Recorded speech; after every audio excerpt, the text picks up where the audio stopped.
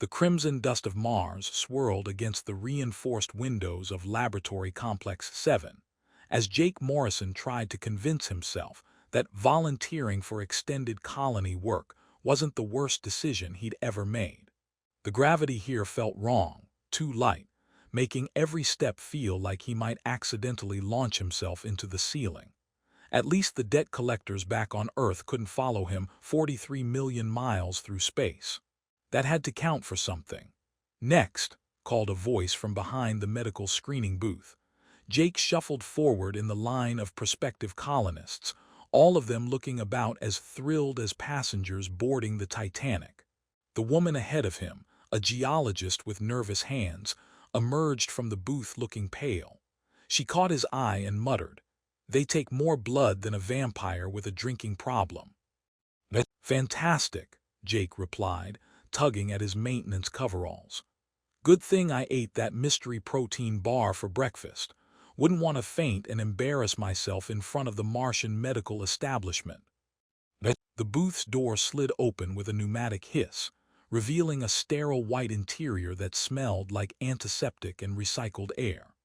Behind a curved desk sat Dr. Elena Vasquez, her dark hair pulled back in a practical ponytail, violet eyes focused on a holographic display floating above her workstation. Jake blinked, wondering if the artificial lighting was playing tricks on him. Were her eyes really that unusual color, or was it just the reflection from the medical scanners? "Jake Morrison?" she asked without looking up, her fingers dancing across the holographic interface with practiced efficiency. "That's me, though I'm starting to think Jake Morrison might have been a poor life choice." He settled into the examination chair, which immediately began adjusting itself to his body dimensions with a series of mechanical whirs and clicks. "This thing's more comfortable than my apartment back on Earth. Maybe I should just live in here." Dr. Vasquez glanced up from her display, and Jake caught a glimpse of something odd about her ears before her hair shifted to cover them. Must have been shadows from the medical equipment. "Extend your left arm, please. Standard blood work for colony integration." The needle slid in with barely a whisper of sensation, but Jake still felt compelled to joke. "You know, back on Earth they'd at least buy me dinner first before taking my blood. Martian hospitality really has declined since the tourism brochures." "Mars never had tourism brochures," Elena replied, but Jake caught the slight upturn at the corner of her mouth. "The marketing department thought come to Mars, where everything wants to kill you," lacked appeal. As his blood flowed into the collection vial, Jake noticed Elena's hands. Her fingers were longer than normal, more graceful, and when she reached across him to adjust the collection tube, he definitely saw the pointed tip of her ear beneath her hair. Before he could process this observation fully, the vial clicked full and she withdrew the needle. "Just need to run this through the genetic analyzer," Elena said, inserting the vial into a sleek machine that hummed to life with blue-white energy patterns coursing through its transparent tubes. "Should take about 3 minutes. Most boring 3 minutes of your life, guaranteed."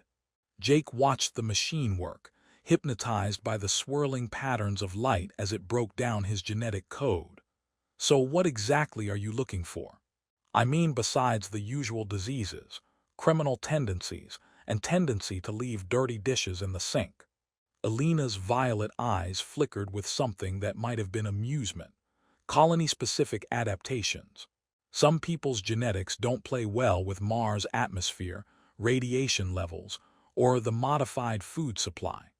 We've had incidents where people's digestive systems couldn't process the synthetic proteins, and they spent 3 weeks believing everything tasted like burnt rubber. As opposed to now, when everything actually does taste like burnt rubber. You'll get used to it. The taste buds adapt or they die trying." The genetic analyzer's hum suddenly shifted to a higher pitch, and Elena's expression changed. Her eyes widened as she stared at the readout, her fingers frozen above the holographic controls. Jake couldn't see the display from his angle, but whatever it showed had drained the color from Elena's face. "Is that bad?" Jake asked. "Please tell me I don't have some exotic space disease. that's going to make my eyeballs explode. Alina's hand moved toward the emergency alert button, then stopped. She stared at Jake with an intensity that made him uncomfortable, her violet eyes seeming to look right through him. For a moment, neither of them moved. That's when the alarm started. Red emergency lights bathed the laboratory in crimson pulses as a mechanical voice echoed through the facility. Security alert level 7. All personnel remain in current positions.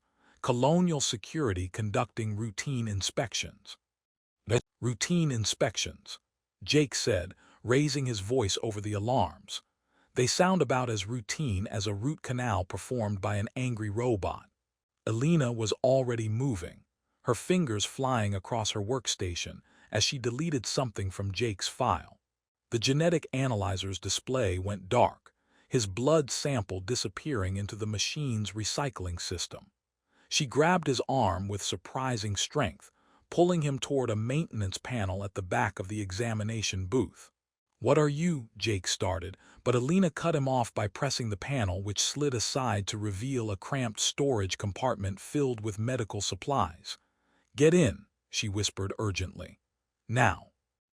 "I don't think I'm going to fit in there with all those." "Get in."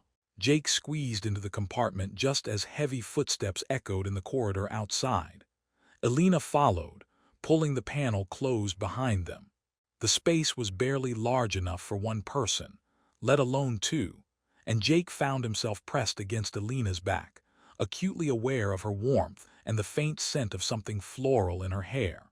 Through the thin wall, they heard voices in the examination booth. Multiple voices, all business, all authority. "Dr. Vasquez's station," said a deep male voice. Commander Torres, Jake realized, recognizing the colonial security chief's distinctive gravelly tone. "Where is she?" "Probably in the refreshment area," replied another voice. "You know how these medical types are about their caffeine breaks."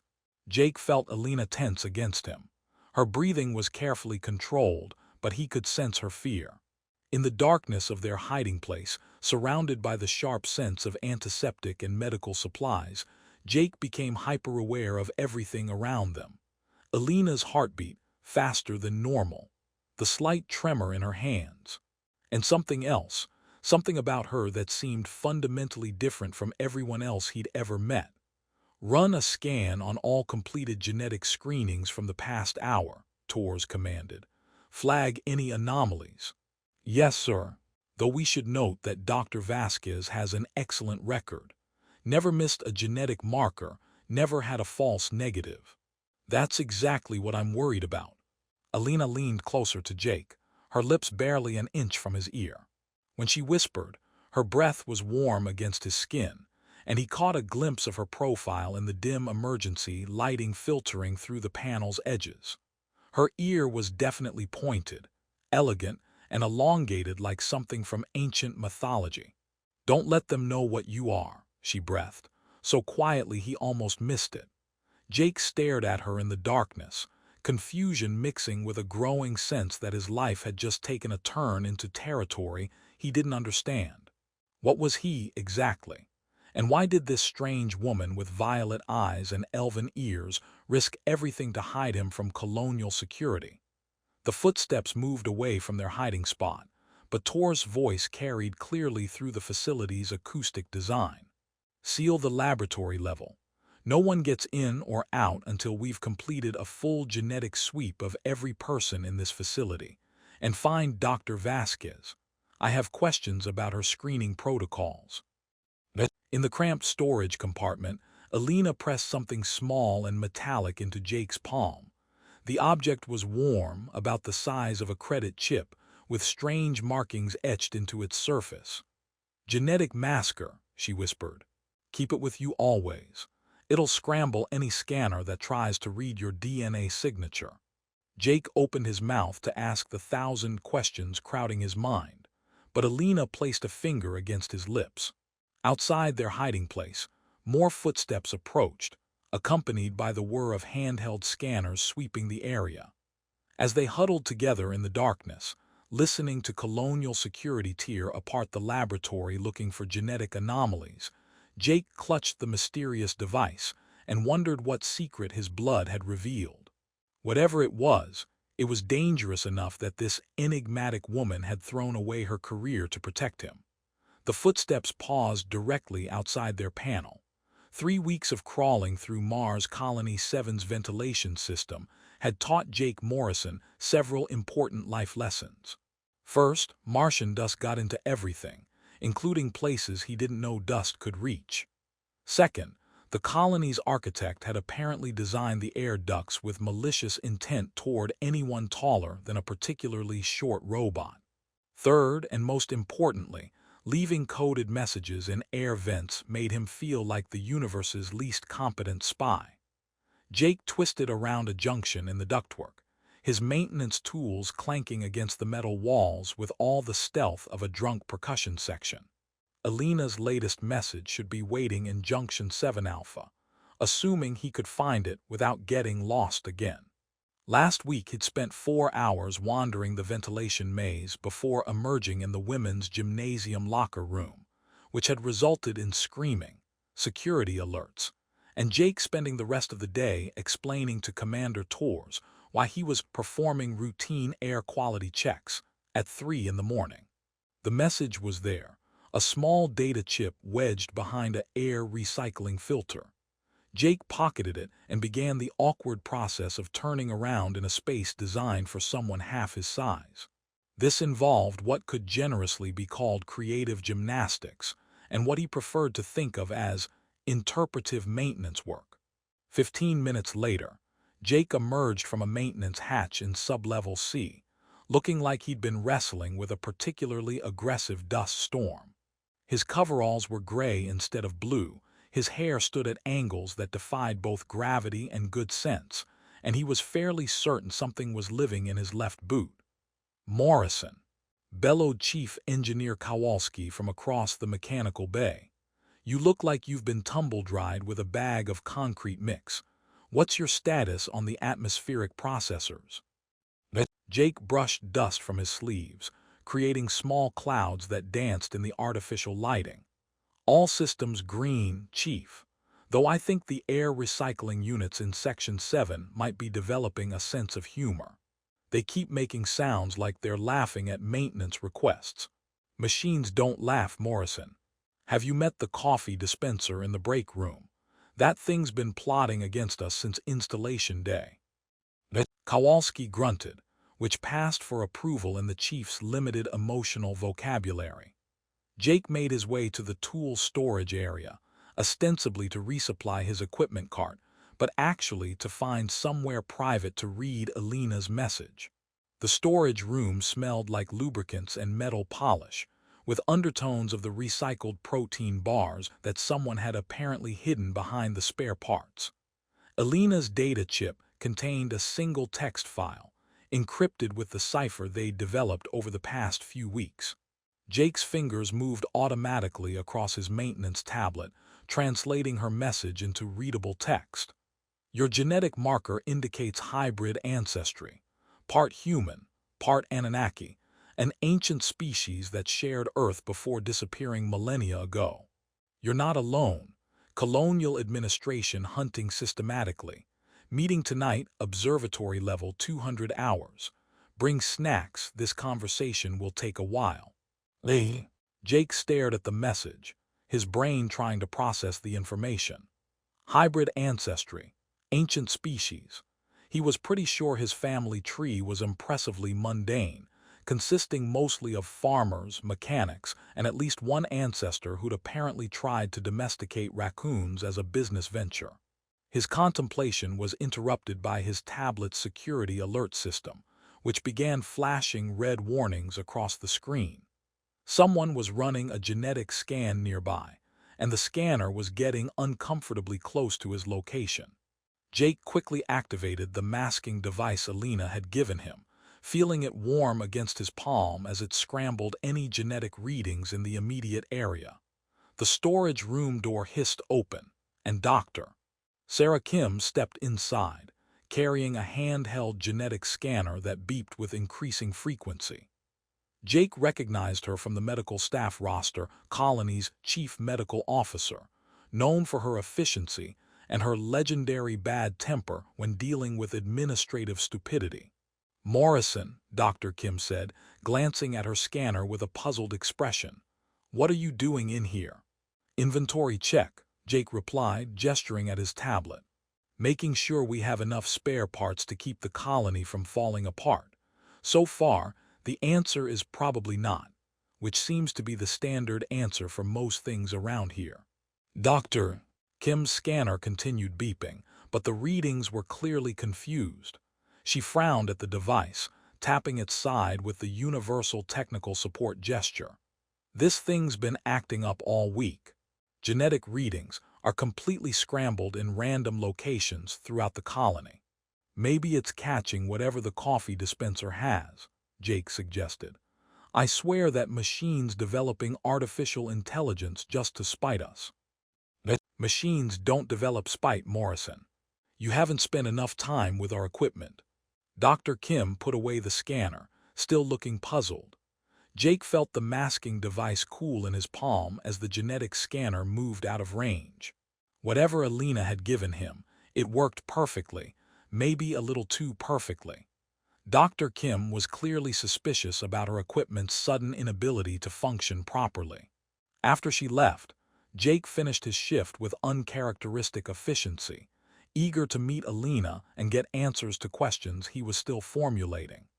The observatory level was restricted to senior staff, but Jake's maintenance credentials gave him access to most areas of the colony. The trick was getting there without attracting attention from the security cameras that Tors had installed throughout the facility. The colony's artificial night cycle, Jake's genetic masker chose the worst possible moment to start malfunctioning. Standing in line for his weekly mandatory health screening, he felt the device grow uncomfortably warm against his ribs, then emit a soft electronic whine that sounded like a dying smoke detector. The colonist in front of him, a hydroponics engineer named Martinez, turned around with a puzzled expression. "Did you hear that?" Martinez asked. "Sounded like someone's tablet is having an existential crisis." "Probably the ventilation system," Jake replied, discreetly pressing the masker through his coveralls, trying to silence its electronic complaints. "I swear the air recyclers are developing anxiety disorders. Yesterday, I caught one having what I can only describe as a panic attack." Martinez chuckled and turned back toward the screening booth, but Jake noticed Dr. Sarah Kim watching him from behind her medical station. Her eyes were sharp, calculating, and Jake had the uncomfortable feeling that she'd heard the masker's malfunction despite his attempts to cover it. "Next," called the medical technician, a young woman whose enthusiasm for blood draws bordered on the disturbing. Martinez disappeared into the booth, and Jake found himself alone with his malfunctioning genetic masker and growing panic. Alina's device had worked perfectly for 3 weeks, but now it was practically announcing his hybrid status to anyone with functioning ears. He needed a distraction, preferably something that would explain any electronic noises coming from his general vicinity. Jake pulled out his maintenance tablet and activated its diagnostic mode, which immediately began emitting a symphony of beeps, chirps, and electronic complaints that would make any piece of malfunctioning equipment proud.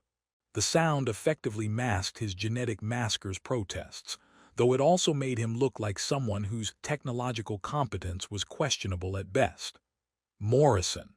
Commander Tor's voice cut through the medical bay like a rusty blade. "What's all that noise?" "Routine equipment check, Commander," Jake replied, waving his tablet in what he hoped was a professional manner. "Making sure all systems are operating within normal parameters. So far, the answer is technically, but with significant complaints." Tors approached, his security uniform crisp despite the early hour. Jake noticed that the commander's hand rested casually on his sidearm, which seemed excessive for a medical screening, but perfectly in character for Tors. "Your equipment sounds like it's trying to communicate with alien life forms," Tors observed. "If it is, I hope they have better technical support than we do," Jake replied. Maybe they can explain why the coffee dispenser has developed a personal vendetta against the maintenance staff. The commander's expression didn't change, but Jake caught something in his eyes that suggested Torres was filing away every word of their conversation for future reference. Before either of them could continue the exchange, Martinez emerged from the screening booth looking slightly pale. "Your turn, Morrison," the medical technician called cheerfully. "Don't worry, I only need half your blood supply today." Jake approached the booth with all the enthusiasm of someone walking toward their own execution.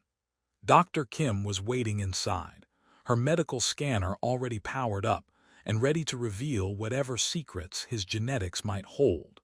The masker had finally stopped its electronic complaints, but Jake wasn't sure if that meant it was working properly or had simply given up entirely.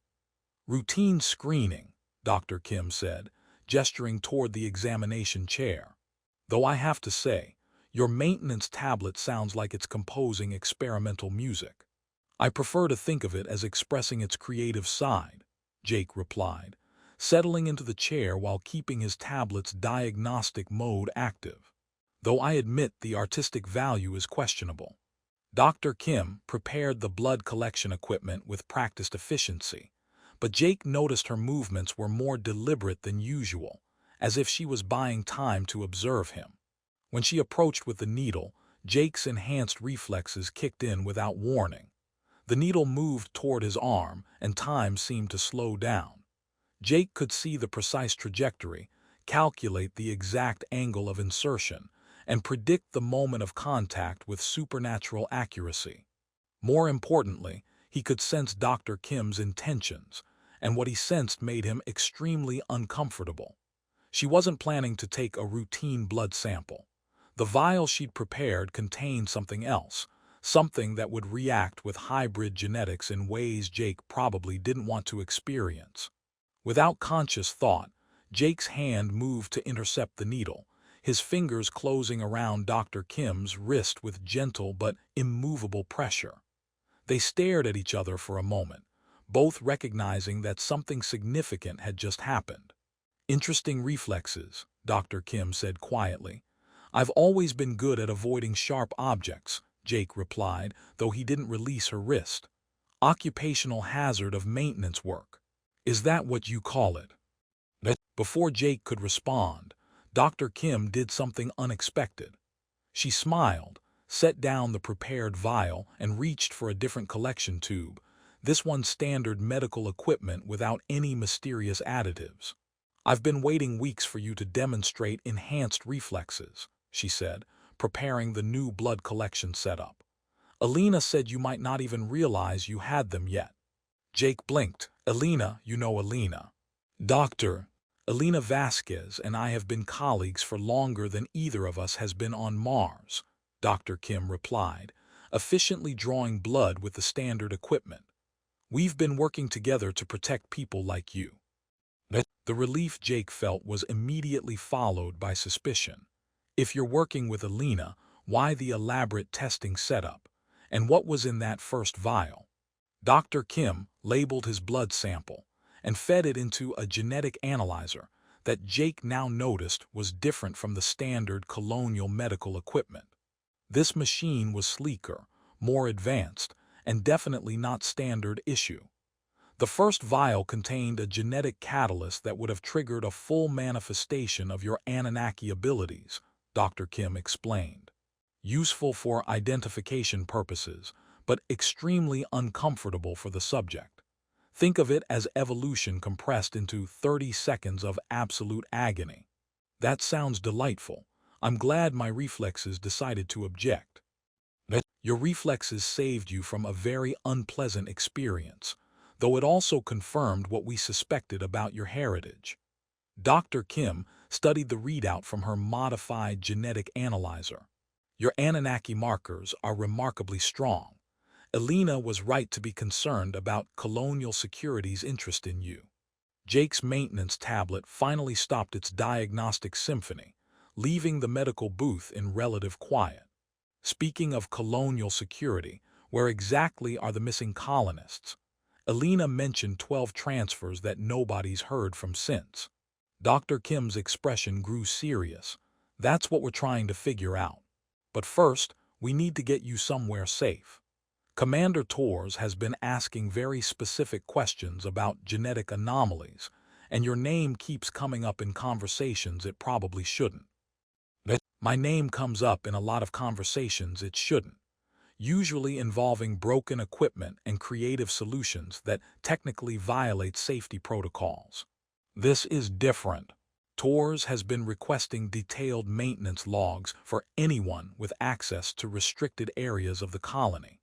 He's also been asking about staff members who have demonstrated unusual problem-solving abilities. Jake considered this information while Dr. Kim completed his screening. The genetic analyzer hummed quietly, processing his blood through systems that were definitely more sophisticated than anything Mars Colony 7 should have possessed.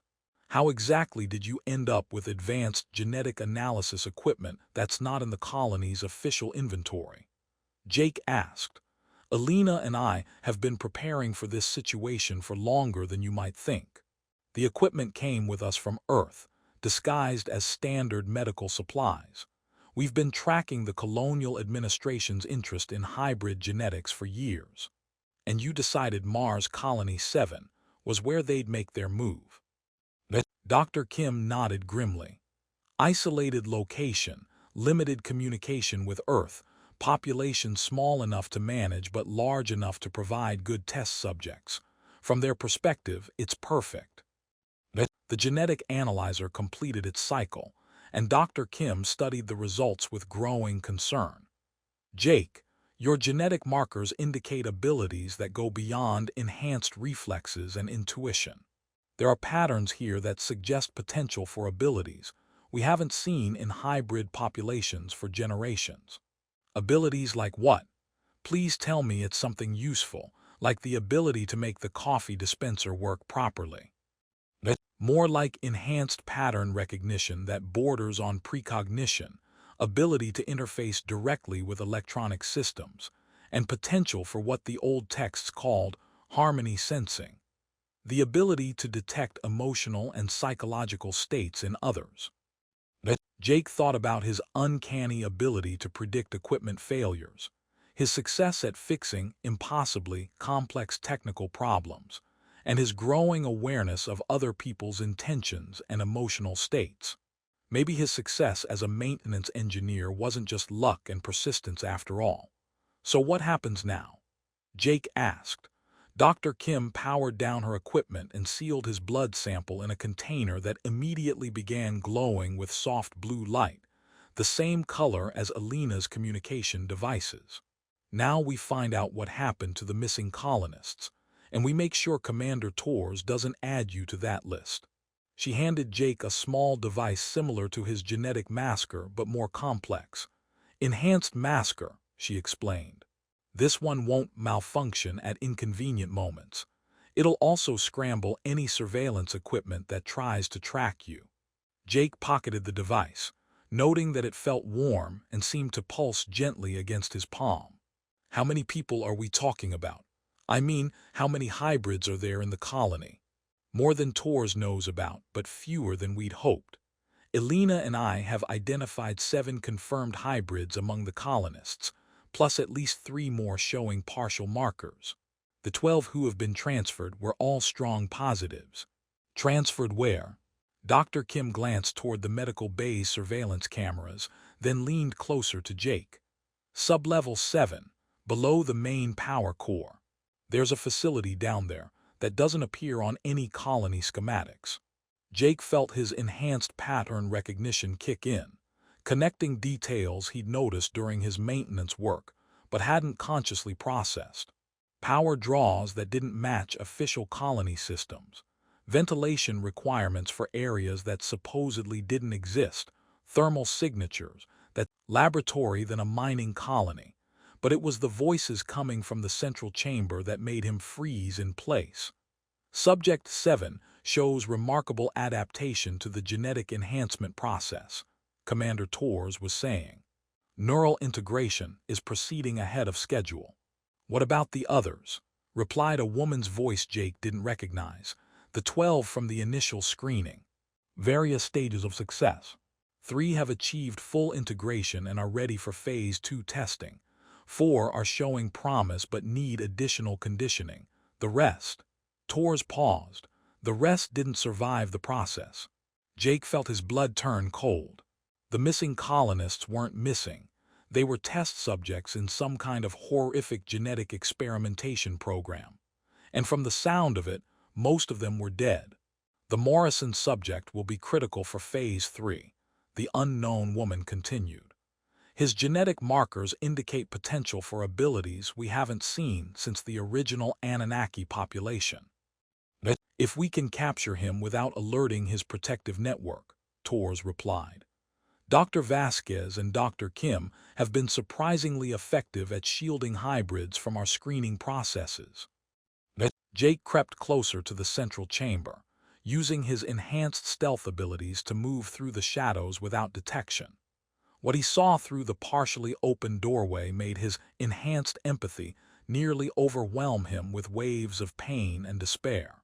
12 containment pods lined the walls, each one holding a colonist he recognized.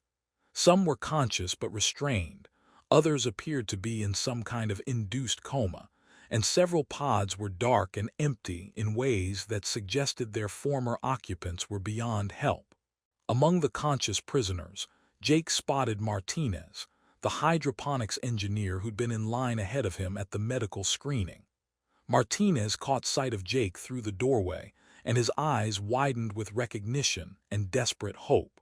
"We need to accelerate the timeline," Tors was telling his companion, a woman in a lab coat whose back was turned to Jake's position.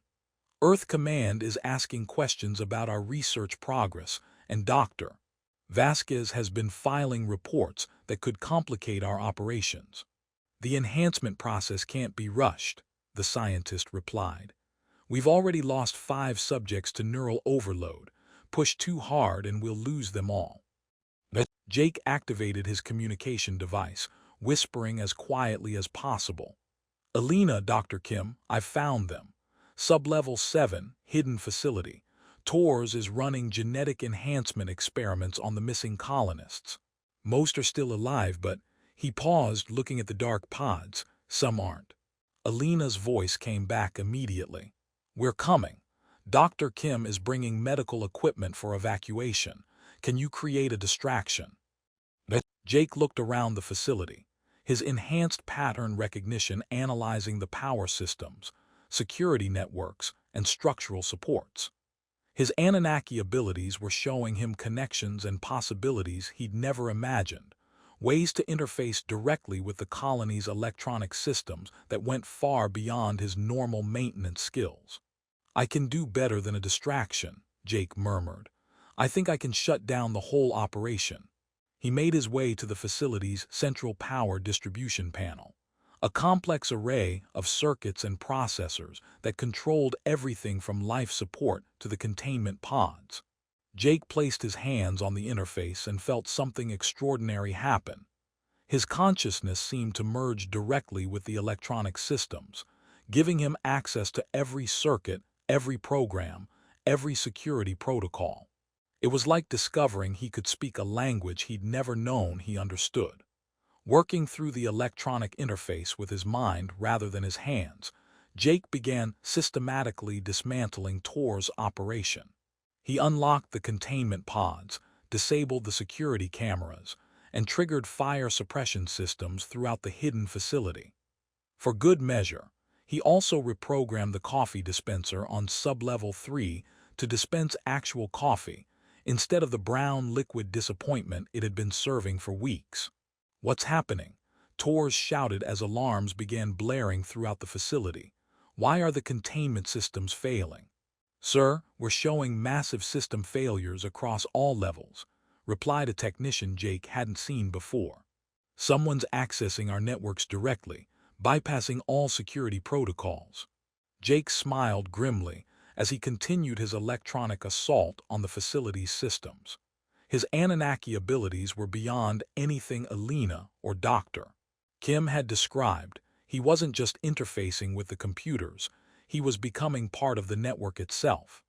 The containment pods hissed open one by one, releasing the imprisoned colonists.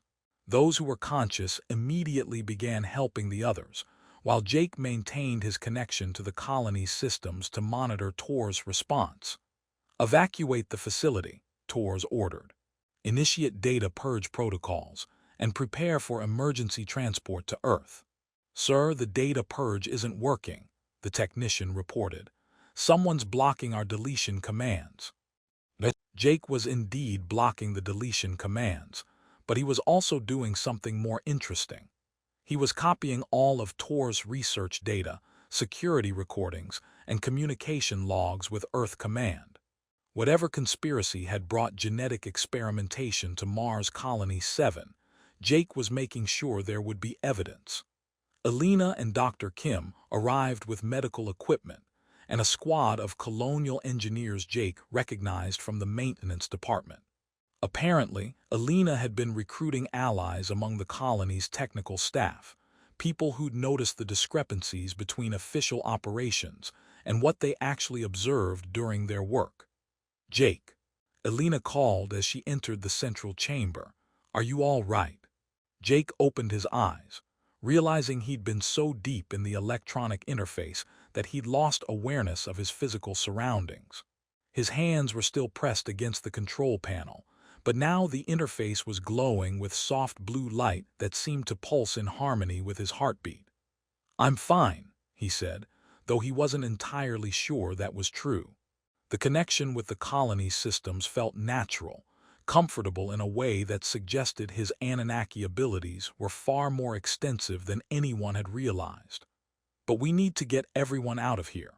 Tors is planning to evacuate to Earth with whatever research data he can salvage." Dr. Kim was already tending to the rescued colonists, her medical scanner showing vital signs and neurological activity for each of the survivors. 12 pods, 9 survivors," she reported grimly.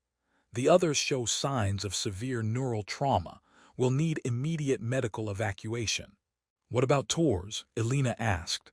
Jake's connection to the colony's systems showed him Tor's location. The commander was in the facility's communication center, trying to contact Earth Command for emergency extraction. But Jake had other plans. With a thought, Jake activated the colony's general communication system, broadcasting on all frequencies, including the emergency channels monitored by Earth's Colonial Administration Authority. "Attention Earth Command and Colonial Administration Authority," Jake said, his voice echoing through every speaker in Mars Colony 7. "This is Jake Morrison, Mars Colony 7 maintenance staff. I'm transmitting evidence of illegal genetic experimentation conducted by Commander Tors and his research team. 12 colonists were subjected to unauthorized genetic enhancement procedures without consent, resulting in multiple fatalities. All evidence is being transmitted on emergency frequency 7 alpha. Jake released his connection to the control panel and staggered slightly as his consciousness returned fully to his physical body. Alina caught his arm, steadying him with hands that were surprisingly strong. "That was either the bravest thing I've ever seen or the most reckless," she said. "Probably both," Jake replied. "But at least the coffee dispenser is finally